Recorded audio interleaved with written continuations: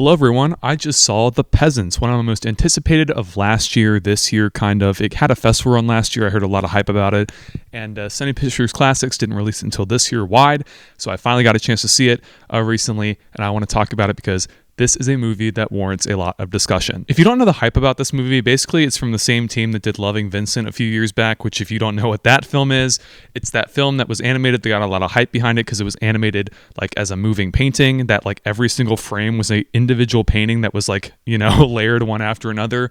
And it was like a movie that was like a Van Gogh painting talking about his life. It got a lot of positive reviews and it got a lot of hype behind it. I think it was nominated for Best Animated Feature. I don't think it won, but it had a lot of hype about it because it was very artistic, different from anything like currently releasing in the animated sphere in the past few years, and a lot of people seem to like it. So this is the follow-up from the team behind that film. The same kind of premise here. It's a different story, of course, very fictionalized, but it does use that same individual painting technique to create kind of a moving painting in that sense. And it is just as impressive here as it was with Loving Vincent. Here, it's really just noticeable how painstaking and involved this process is to make this movie, because it's so fluid. The animation is so fluid from one shot to the next. It's like, how long did you take just painting each frame individually? It's mind-blowing. Even sitting here like contemplating it and thinking about it again, I'm just like, wow, that's impressive. And I don't know the exact time span they spent like making this film. Online, if you look, it varies between like 4 to 6 years. So I'm going to be safe. I'm going to say it took them 5 years to make. And that's a lot of commitment. So you have to applaud the artistry behind this film, even if you don't really agree with everything that this film is offering. You can't deny that this film is just so ahead of its class in terms of artistic quality in animated films recently. It's just like, wow. Basically, the story follows a young woman growing up in a Polish countryside village who must deal with misogyny at every turn as she tries to strive for independence in her own life.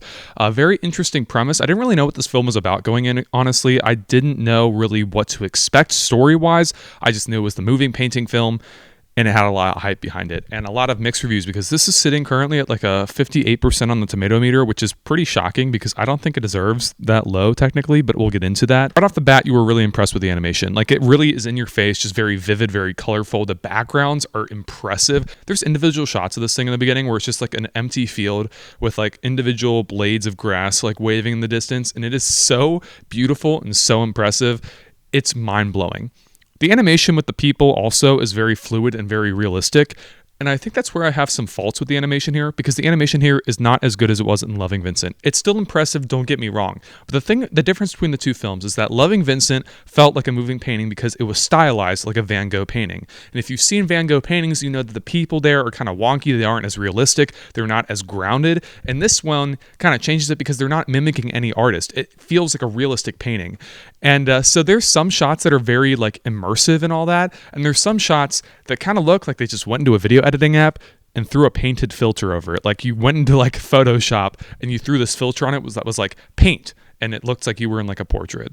That's kind of what some shots in this look like, which is a shame because most of it is very artistically driven, but there's a few shots where the motion is too fluid. It looks too like live action, where it looks like they kind of just threw a filter over it and kind of let it be. It doesn't feel as immersive as it could have been. Story overall is very engaging. I was very surprised at how well paced this thing was overall.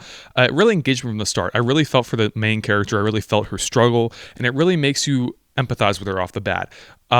It's just a grounded story. I loved it so much. I thought it portrayed an incredible female lead so vividly. I think that she was a very well-developed character, and I think that the characters all around are a very strong point in this. The things I hate about this film are that some of the pacing, as mentioned, can feel off.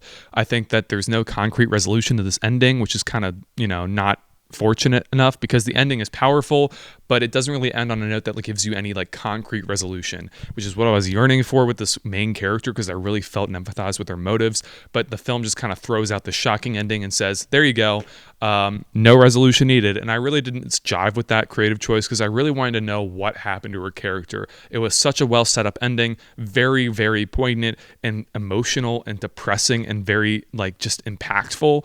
And the film never does anything with it. It kind of just ends, and it's just like, okay, that just happened. I really wanted something more. I wanted some more like deeper understanding. I wanted something to like grab onto, definitely like concrete, that would happen to her character. But I mean, the film doesn't give you that. I don't think it was striving to give you that throughout the runtime. That might have been just like me personally wanting that. But I really did want that like kind of personal ending touch. Overall, I mentioned the animation can feel wonky at times, but overall, it's just very, very well done. Yeah, I think this is a film that's being overlooked just because of the negative critical response.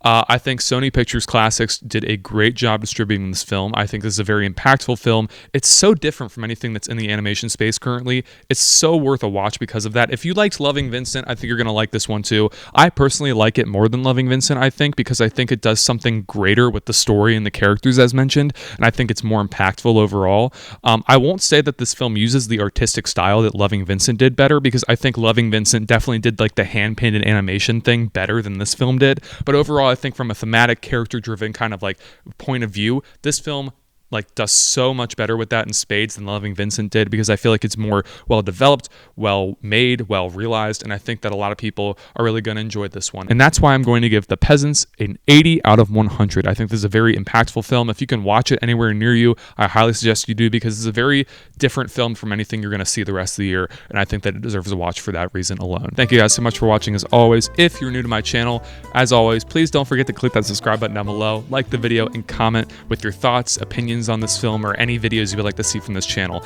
As always, turn on the push notifications button to be notified whenever new videos drop in the future, and stay up to date by following my Letterboxd and all my socials down in the description below. With that being said, this is Mitchell signing off. Peace out.